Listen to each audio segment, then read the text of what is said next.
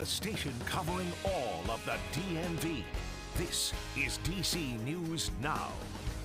And coming up on DC News Now at 5, stray bullets striking residents' homes, what they're calling on city leaders to do. And tuning the noise out, how one council member is planning to cut down noise from loud cars in the district. Also, stretching your dollar, COVID vaccines could soon be coming at a cost. We'll have how much you may have to start paying. And it was a downright soggy day out there at times, but the rainfall is now steadily coming to an end. What are the main things we're going to watch for now, though, over the next few days? We'll have a check coming up in just a bit. Thank you, Damon, and thank you for joining us for DC News Now at 5. I'm Mark Hall. 2 DC residents in the Shaw neighborhood are calling on city leaders after stray bullets pierced their apartment last night. They spoke exclusively with DC News Now, and they say this isn't the first incident that happened outside of their building. DC News Now's Katie Ree joins us live in the newsroom with their story. And Katie, what are they saying tonight? Good evening, Mark. Now, this latest incident is just too close to home for Joe Cox and his partner. Now, last night, stray bullets flew through their home and almost just narrowly missing Joe. I don't feel safe in Washington, D.C. Joe Cox and his partner Colton were turning in after a night out. When around 2:30 on Thursday morning, a stray bullet flew through their 8th Street apartment. All of a sudden, I heard it's a very hard sound to describe, but more or less like a rock being thrown against a wall, because a bullet penetrated our exterior wall, through our drywall, that then went through the bedroom door and then into the bedroom wall adjacent to the next apartment, where the room where Colton was sleeping. This is headshot. This is kill shot.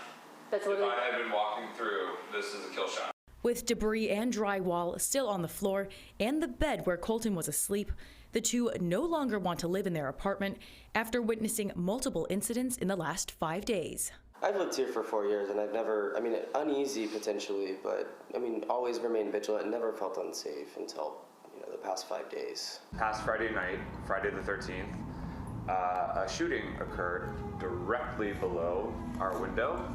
During the day yesterday, I'm looking out the window, watching 2 men actively smashing out car windows and robbing them. Now they're calling on city leaders to address the rise in crime. I think it's just the location of where we're at. This building is a secure building. I think just locationally, crime has increased in this area. That has caused concern for just existing and living in this area. Mayor Bowser needs to get out here and actually do something and address the community. We need police presence at every corner on the U Street corridor. This has absolutely got to stop.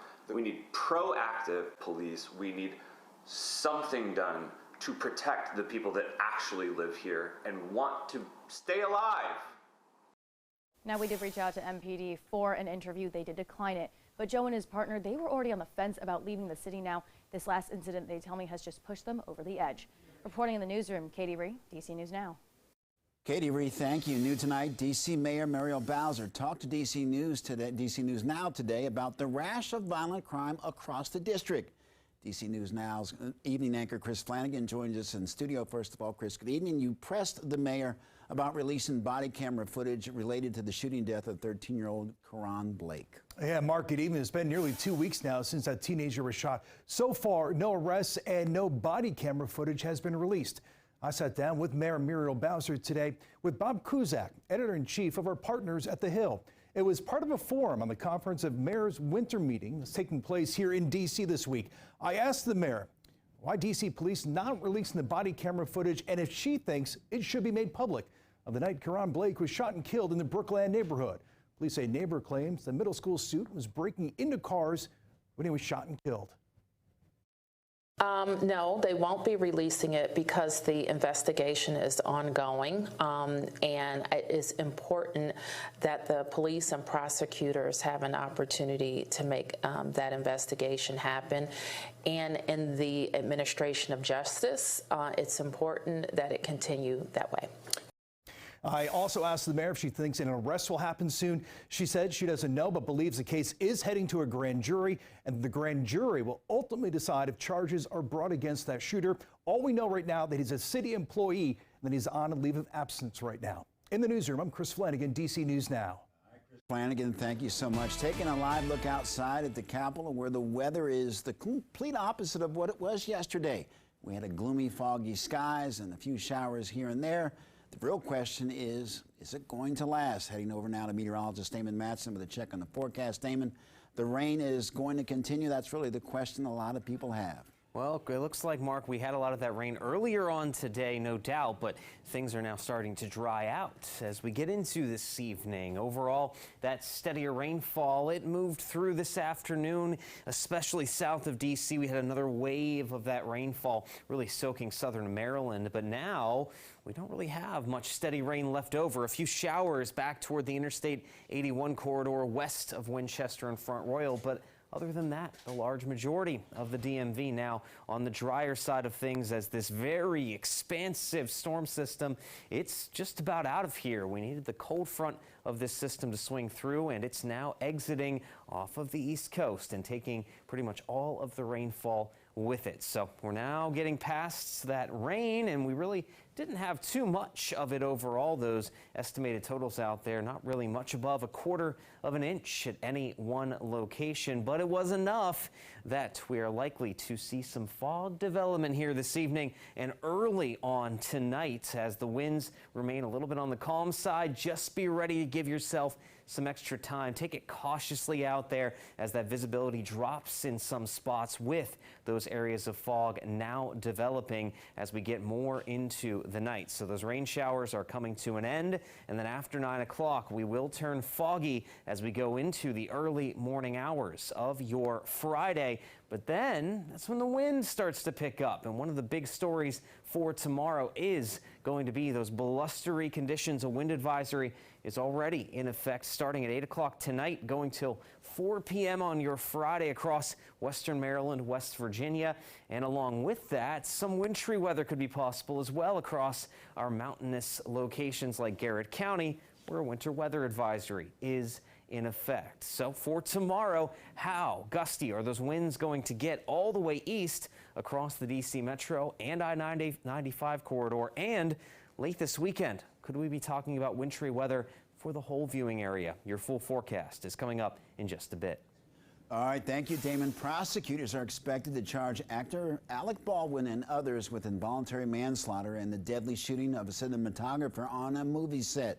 Baldwin and the film's armorer, Hannah Gutierrez Reed, will be charged in connection to the shooting death of Helena Hutchins, according to the lead prosecutor in the case. Assistant Director David Halls has agreed to plead guilty of the negligent use of a deadly weapon. The decision comes nearly 16 months after a prop gun handled by Baldwin discharged on set, killing Hutchins and injuring director Joel Sousa. Sousa survived. No charges are being filed in connection with his shooting.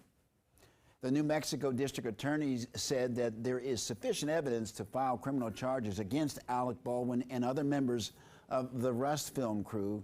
She also says that on my watch, no one is above the law. Well, for the first time since a 6-year-old was accused of shooting his teacher in Newport News, Virginia, the boy's family is talking. They issued a statement saying that they are praying for the teacher's recovery. The letter also says their son has an acute disability and was under a care plan where his mom and dad went to class with him each day. The week of the shooting, they say that was the first week his parents were not in class with him and say that they'll regret that for the rest of their lives. Now, confirmed by Wavy News 10, the letter was written on behalf of the family's 6-year-old, and on behalf of the 6-year-old's family. Our family has been committed to responsible gun ownership and keeping firearms out of the reach of children. Well, developing now, a crash involving a train and a truck injured 3 people in Prince William County, Virginia. It happened on a private road on Noakesville and Aden Road. Now, police told DC News Now that one victim has critical injuries. That person has been airlifted to a nearby hospital. The 2 others are expected to be okay. What caused the crash remains under investigation. Well, new tonight, we know all about speed cameras and red light cameras, but there's a new push for cameras to capture noisy cars in the district. DC News Now's Daniel Hamburg is live at the Wilson Building downtown. Daniel, some people are in favor of the bill, but others think it could target minorities. Well, Mark, if you live in the district, you're used to hearing some traffic noise. Councilwoman Brooke Pinto wants this bill to target specifically people illegally modifying their cars and disrupting people's workdays and even sleep schedules. The honking and the truck noises are all part of living in a big city. But sometimes the loud noises are beyond a reasonable threshold. It's pretty disruptive when there's really loud cars late at night, especially past like 11:30, 12, when majority of around where I live is sleeping. Ward 2 Council member Brooke Pinto is focused on reducing that noise. There's this new technology that cities like Paris and New York City have adopted that allows the city to take a photograph of the vehicle and determine if its noise is above the legal threshold and then issue a fine. She wants at least 2 cameras in every ward to start off with. At $25,000 apiece, that's a $400,000 price tag. It's really problematic when these vehicles are purposefully altered to remove parts of them to make them so much louder than they naturally are. While some think it's a good idea, Taylor Newval says Pinto should focus the money elsewhere. I'd like to see money on the books to help our unhoused, to help our returning citizens, to help our seniors who don't have adequate housing. That's where we need to be putting money, not into policing. She's concerned the legislation targets black people on ATVs. She's specifically talking about a group of people who look like me, who are African American, who ride the ATVs.